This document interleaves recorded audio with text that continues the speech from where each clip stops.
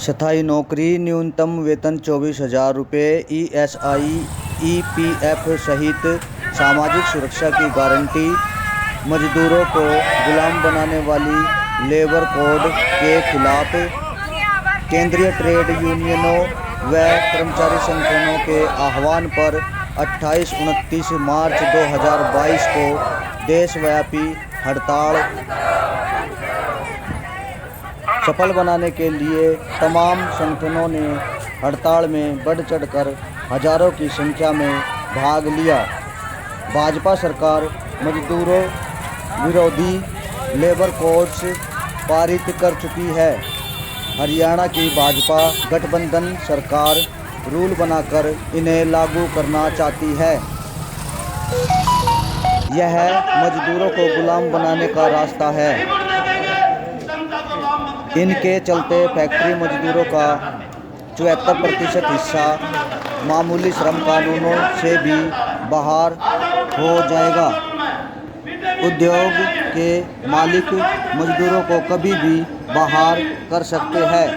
Fix term रोजगार की व्यवस्था, स्थायी रोजगार में लगे श्रमिकों को भी अस्थायी करने की योजना है।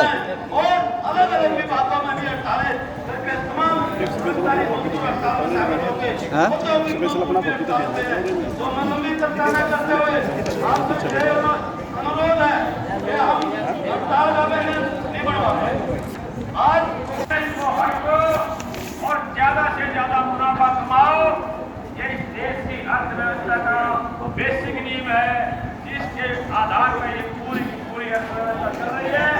और इस देश के संविधान का कानून इस एक बिंदु के चारों तरफ घूम रहा बना रहा है। और शासन प्रशासन सरकार के नियमों को बजरिया डंडा जबरन लागू कर रहा है। इसलिए सरकार को बार बार ट्रेड यूनियन ने खबरदार किया कि खबरदार, आप ये हायर एंड फायर की नीति नहीं लाओगे। जब मर्जी मालिक को चाहे जब वो किसी को नौकरी पर रख सकता है, चाहे किसी को नौकरी से निकाल सकता है। ये अधिकार लंबे समय से देश का शासक वर्ग सरकारों से मांग कर रहा है। लेकिन अभी मोदी सरकार ने 29 श्रम कानूनों को रद्दी की टोकरी में डाल दिया। जो 29 कानून इस देश के मजदूरों ने, इस देश की ट्रेड यूनियन ने, इस देश की जनता ने कुर्बानी देकर के हासिल किए थे, उनको एक झटके से रद्दी की टोकरी में डाल करके 4 लेबर कोड बना दिए।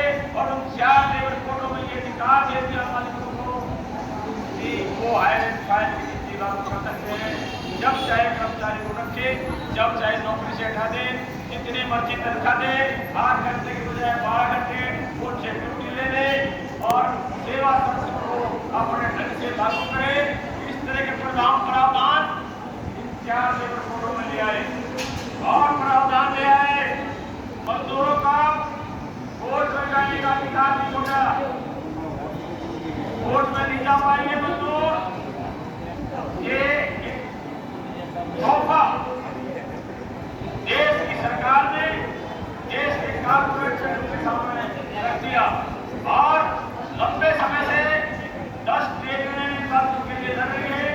और 10 ट्रेड यूनियनों के साथ राष्ट्रीय स्तर की जो कर्मचारी फेडरेशन है, उन्होंने इस बात को तालमेल करके निर्णय लिया कि सरकार की कर्मचारी विरोधी, जन विरोधी, मजदूर विरोधी और देश विरोधी नीति के खिलाफ हम पूरे भारत के मजदूरों को आह्वान करते हैं, भारत के कर्मचारियों का आह्वान करते हैं कि वो 28-29 मार्च 2022 को 2 दिन की रात को हड़ताल करें।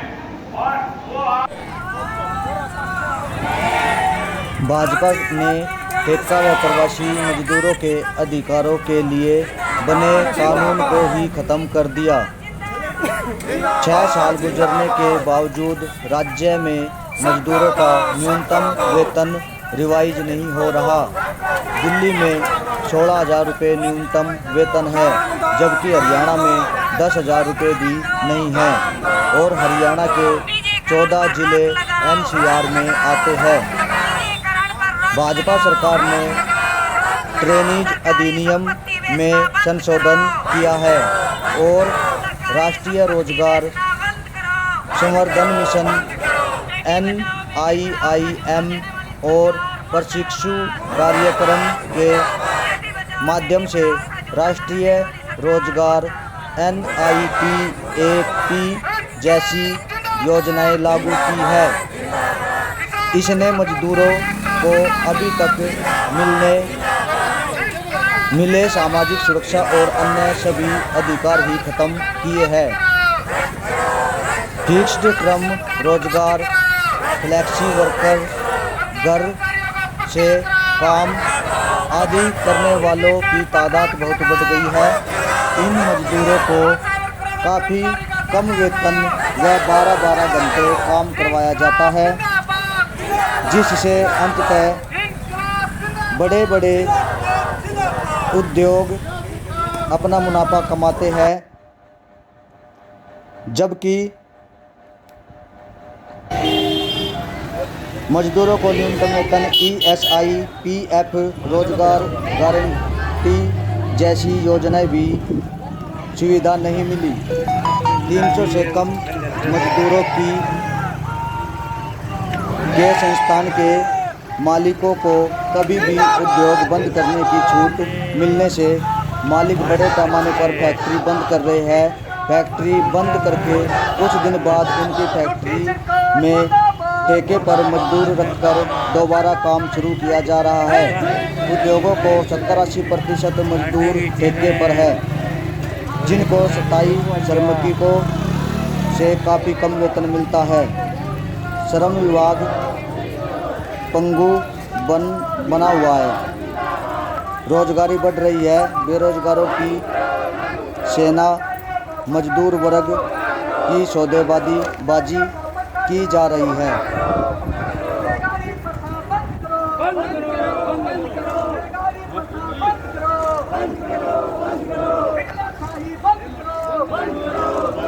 राज्य में आधे से ज़्यादा मजदूरों के न रजिस्टर में नाम दर्ज होते, न PF कटता और न ESI कार्ड बनता। 12 घंटे की अवैध रूप से ड्यूटी करवाकर सिंगल वेतन में भारी धोखाधड़ी करवाकर मजदूरों के खून को चूसने का प्रबंध किया जा रहा है। यहाँ तक कि सालों से काम कर रहे मजदूरों के राशन कार्ड भी नहीं बने, जिससे सस्ता राशन ही मिल जाए। कम आमदन के चलते गरीबी भुखमरी बढ़ रही है। बेहतर स्वास्थ्य की और शिक्षा नहीं मिल रही। मजदूरों के रहने के लिए आवास की कोई व्यवस्था नहीं है। छोटे छोटे कमरों में कई मजदूर सुअर बाड़ों की तरह रहने पर मजबूर हो रहे हैं। अवैध कॉलोनियों में किसी प्रकार की पानी निकासी, सरकारी अस्पताल, स्कूल आदि की कोई व्यवस्था नहीं है।